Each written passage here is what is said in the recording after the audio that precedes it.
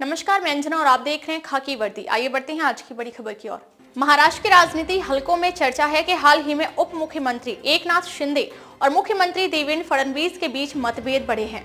मंत्रिमंडल विस्तार, विभागों का वितरण और पालक मंत्रियों की नियुक्ति जैसे मुद्दों पर दोनों नेताओं के बीच मतभेद सामने आए हैं।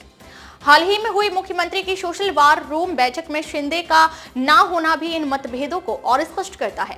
इससे महायुति सरकार में दरार के संकेत मिल रहे हैं। बीजेपी का आरोप है कि अजीत पवार के समर्थन के कारण शिंदे गुट की अनदेखी हो रही है। शिवसेना नेता रामदास कदम ने आरोप लगाया कि उनके पुत्र योगेश कदम के लिए राष्ट्रवादी कांग्रेस के कार्यकर्ताओं ने कोई समर्थन नहीं किया। वहीं उद्धव गुट के सांसद संजय राउत ने शिंदे के राजनीतिक भविष्य को लेकर कई दावे किए। राउत का कहना है कि बीजेपी ने शिंदे से वादा किया था कि विधानसभा चुनाव उनके नेतृत्व में लड़ा जाएगा और उन्हें फिर से मुख्यमंत्री बनाया जाएगा, लेकिन बीजेपी ने यह वादा नहीं निभाया। राउत ने यह भी दावा किया कि शिंदे को यह शक है कि दिल्ली की एजेंसियां उनकी गतिविधियों पर नजर रख रही हैं और उनके सहयोगियों के फोन की टैपिंग हो रही है। हालांकि यह कथन कितना सच है, इसकी पुष्टि नहीं हो पाई है, परंतु पर्दे के पीछे राजनीतिक हलचलें जारी हैं। बीजेपी का कहना है कि शिंदे के कारण शिवसेना को इतनी सीटें मिली, जबकि दूसरी ओर यह दावा किया जा रहा है कि शिंदे के चेहरे की वजह से बीजेपी को राज्य में इतना बहुमत मिला। शिंदे को सरकार में तो शामिल किया गया, लेकिन बीजेपी उन्हें पर्याप्त महत्व नहीं दे रही है। सरकार गठन के 3 महीने बाद भी महायुति में आंतरिक मतभेद कम होते हुए नहीं दिख रहे हैं। आगामी स्थानीय निकाय चुनावों को देखते हुए बीजेपी ने शिंदे के गढ़ में सेंध लगाना शुरू कर दिया है, जो शिंदे को नागवार गुजर रहा है। इसके अलावा उप मुख्यमंत्री एकनाथ शिंदे ने कहा कि सीएम देवेंद्र फडणवीस पर हम नाराज चल रहे हैं। ये किसने बताया? आपको किसने बताया कि मैं उनसे यानी देवेंद्र फडणवीस से नाराज हूं? कल हम दोनों साथ में कैबिनेट की बैठक में शामिल हुए थे। हमारे बीच चर्चा हुई। जब देवेंद्र फडणवीस मुख्यमंत्री बने थे तब मैं उनके मंत्रिमंडल में था। जब मैं मुख्यमंत्री बना तब वे उप मुख्यमंत्री थे। उस वक्त उन्होंने मेरा समर्थन किया, अब हम उनका समर्थन कर रहे हैं। महाराष्ट्र के विकास के लिए मैं पूरी तरह उनके साथ हूं। उन्होंने ये भी कहा कि राज्य सरकार ने मेरे मुख्यमंत्री रहने के दौरान शुरू की गई किसी भी योजना को बंद नहीं किया जाएगा। लाड़की बहन योजना बंद होने की खबर आ रही है, लेकिन ऐसा कुछ भी नहीं होगा। उप मुख्यमंत्री एकनाथ शिंदे ने नवंबर में हुए चुनावों में महायुति की शानदार जीत के लिए राज्य के नागरिकों की सराहना करते हुए गुरुवार को कहा कि 288 सदस्यीय महाराष्ट्र विधानसभा में इससे पहले कोई भी गठबंधन 230 आरपीजी 230 सीटें जीतने में कामयाब नहीं हुआ था। महाराष्ट्र आतंकवाद रोधी दस्ते ने भारत में अवैध रूप से प्रवेश करने और बिना उचित दस्तावेजों के देश में रहने के आरोप में बांग्लादेश के 9 नागरिकों को गिरफ्तार किया है। अधिकारियों ने मंगलवार को यह जानकारी दी। एक अधिकारी ने बताया कि दिसंबर में विशेष अभियान के तहत 19 मामलों में अब तक 43 बांग्लादेशी नागरिकों को गिरफ्तार किया जा चुका है। उन्होंने बताया कि पिछले 4 दिनों में मुंबई, नासिक, नांदेड़ और छत्रपति संभाजीनगर में स्थानीय पुलिस की मदद से कार्रवाई की गई। अधिकारी ने बताया कि 9 बांग्लादेशी नागरिकों को गिरफ्तार किया गया है, जिनमें 8 पुरुष और 1 महिला शामिल है। उन्होंने बताया कि आरोपियों ने जाली दस्तावेजों का इस्तेमाल कर आधार कार्ड बनवाए हुए थे। अधिकारियों ने बताया कि पुलिस ने उनके खिलाफ प्रासंगिक प्रावधानों के तहत 5 मामले दर्ज किए हैं। इससे पहले मुंबई के घाटकोपर इलाके में पुलिस ने 3 बांग्लादेशी को गिरफ्तार किया था।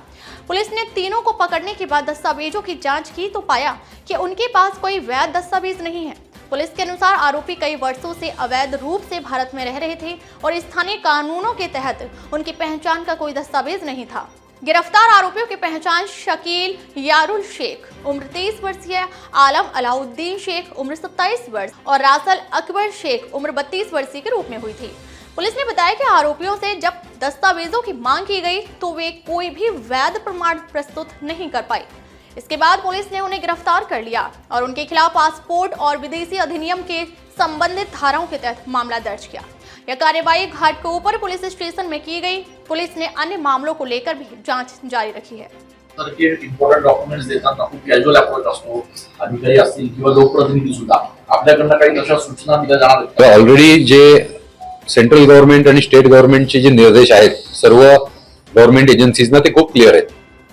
व्हेरीफाय केल्याशिवाय कुठल्याही ओळखपत्र किंवा कुठलेही दाखले हे देणे, अशा प्रकारचे कुठले वेगळे निर्देश आमच्याकडून देण्यात यावेत किंवा काय असं मला वाटत नाही का ऑलरेडी ते हलगर्जीपणा किंवा कनायवन्स केलेला आहे का, तर ते पुढे डेव्हलपमेंट्स होतील आणि त्या नक्की होतील तर ते आम्ही आपल्याला कळवू योग्य वेळेला। जे कंस्ट्रक्शन आहे त्यांना काही आपण सूचना देणार आहात का?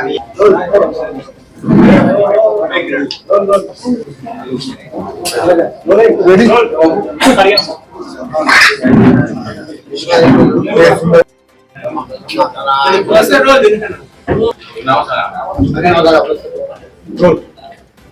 माननीय पोलीस आयुक्त सर, तसेच माननीय पोलीस उपायुक्त गुन्हे सर, माननीय पोलीस उपायुक्त मुख्यालय सर यांच्या मार्गदर्शनाप्रमाणे तसेच सूचनांप्रमाणे आम्ही काम करत असताना मला गुप्त बातमी मिळाली की काही कन्स्ट्रक्शन साईटवर बांगलादेशी नागरिक काम करीत आहेत. त्यावेळेला सदर बातमीची खात्री करण्यासाठी आम्ही 4 दिवसापासून त्या ठिकाणी वेषांतर करून, काही मजुराचे वेषांतर करून, तसेच सुपरवायझरचं वेषांतर करून त्या ठिकाणी मी व माझे सहकारी असे रेकी करत असताना त्यांचा ट्रॅक ठेवला आणि सदर बातमीची खात्री झाल्यानंतर सदर इस्मांना आम्ही ताब्यात घेतलेला आहे. कोणाकोणाचं काय कर स्वतः सुपरवायझर तसेच त्यांचं नाव घेतील ते यायचं इकडे. माझ्यातून सुपरवायझरचा रोल करणारे आमचे माझ्यासोबतचे API चव्हाण साहेब, पुढे या. ठीक आहे, नेक्स्ट यावर. तसं माझ्यासोबत मजुराचा रोल करणारे वाघ सर, वंदर वाघ आमचे वाघ साहेब या पुढे. असिस्टंट म्हणून जाधव मॅडम या पण आमच्या सोबत होत्या. तसेच मजुराचा रोल अजून महत्वाचा त्यांनी बनवला, त्यातले पठाण हे साहेब पठाण होते. पठाण साहेब या पुढे. आम्ही सर्व 4-5 दिवसांपासून त्या ठिकाणी रेकी करत होतो. रेकी करत असताना बांगलादेशी नागरिक असल्याची आम्हाला पूर्ण खात्री मिळाली. खात्री मिळाल्यानंतर आम्ही वरिष्ठांना ही माहिती दिली. वरिष्ठांकडून जसे आम्हाला सूचना प्राप्त झाल्या त्याप्रमाणे आम्ही छापा टाकून त्या सदर इस्मांना ताब्यात घेतले. ही बांगलादेशी घटची होती. तसेच गुप्त बातमीदाराला जे सांगितलं होतं त्याला सदर इस्मानची भाषेची कल्पना होती, त्यामुळे त्याने सुद्धा आम्हाला त्या बातमीचा दुजोरा दिला. 4 दिवसापासून त्या ठिकाणी फिरत होतो, अधूनमधून त्या ठिकाणी सर्व वर्करशी बोलत पण होतो. असे करीत असताना आम्हाला नाशिक पोलिसांतर्फे अवैध बांगलादेशी नागरिकांच्या शोध मोहिमेसाठी काही काळापासून मोहीम राबवण्यात आलेली होती. मागच्या आठवड्यामध्ये क्राईम ब्रांच नाशिक शहर पोलीस यांना माहिती मिळाली की एक कन्स्ट्रक्शन साईट आहे ज्या ठिकाणी साधारण 600 लेबर काम करतायत. त्या ठिकाणी काही बांगलादेशी नागरिक हे आपली ओळख लपवून त्या ठिकाणी काम करत आहेत. तर त्या इन्फॉर्मेशनला वर्कआउट करण्यात आलं, जी गोपनीय इन्फॉर्मेशन मिळालेली होती.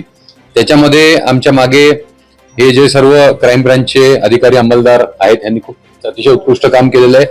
API माळी यांना इन्फॉर्मेशन मिळालेली होती. माळी साहेब कुठे आपण अतिशय उत्कृष्ट इन्फॉर्मेशन मिळालेली होती आणि त्याच्यानंतर साधारण 4 दिवस ही सर्व टीम वेषांतर करून वेगवेगळ्या प्रकारचे वेश करून, कधी लेबरच्या वेशामध्ये किंवा कधी इतर कुठल्या वेगळ्या वेशामध्ये या कन्स्ट्रक्शन साईटला व्हिजिट करत होते आणि ही इन्फॉर्मेशन त्यांनी वर्कआउट केलेली आहे. काल त्यांना 8 बांगलादेशी नागरिक हे त्या कन्स्ट्रक्शन साईटवर निष्पन्न झालेले आहेत. त्यानुसार आम्ही ही केस केलेली आहे. याच्यामध्ये आम्हाला बांगलादेशचे जे ओळखपत्र आहेत, ही ओळखपत्र अशा प्रकारची त्यांच्यापैकी काही जणांकडे मिळालेली आहेत. काही जणांकडे तसे त्यांचे शाळेचे दाखले, ते बांगलादेशचा शाळेचा दाखला आहे किंवा बर्थ सर्टिफिकेट आहे, अशा प्रकारचे काही डॉक्युमेंट्स आम्हाला मिळालेले आहेत. प्रतिबंधित कफ सिरप 17,000 अधिक बोतल जब्त कर 5 को किया गिरफ्तार।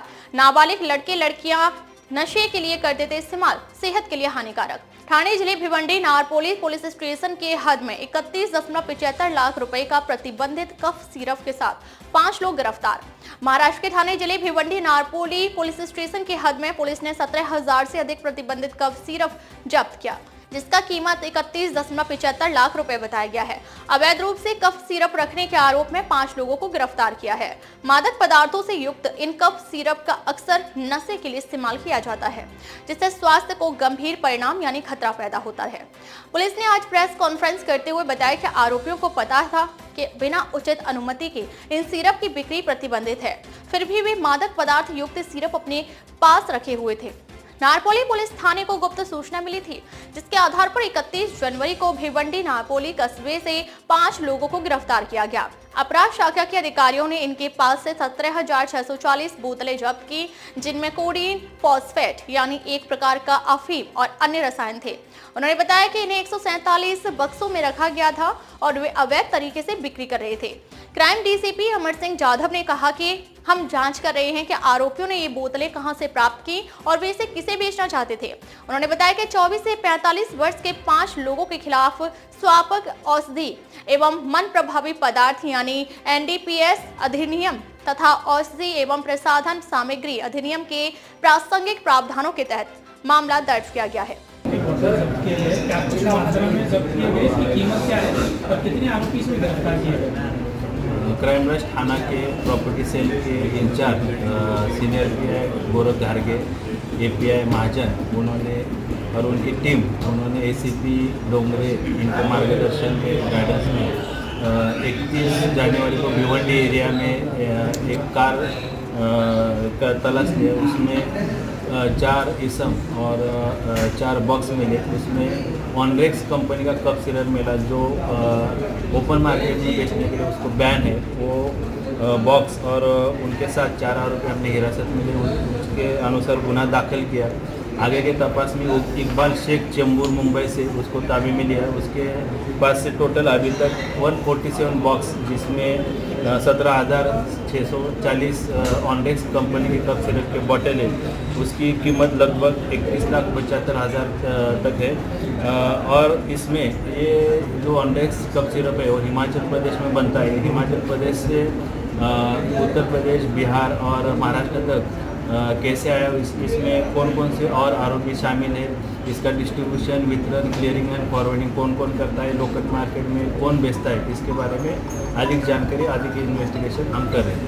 सर 17,000 बॉटल्स थे जिस तरीके से इतनी आसानी से बॉर्डर चेक के तरीके से आना, किस तरीके से आया होगा? क्या कंटेनर के माध्यम से आया, किस तरीके से, क्या कुछ आरोपी ने पूछा था?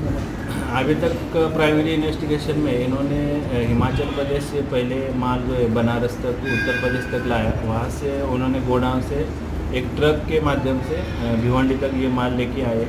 आप जो बॉर्डर क्रॉस करने का बोल रहे हैं उसके बारे में भी हम इन्वेस्टिगेशन कर रहे हैं कि इनको बॉर्डर क्रॉस करने में किसने सहायता की है, किसने मदद की है और ये पूरे रैकेट में और कौन कौन से आरोपी शामिल हैं।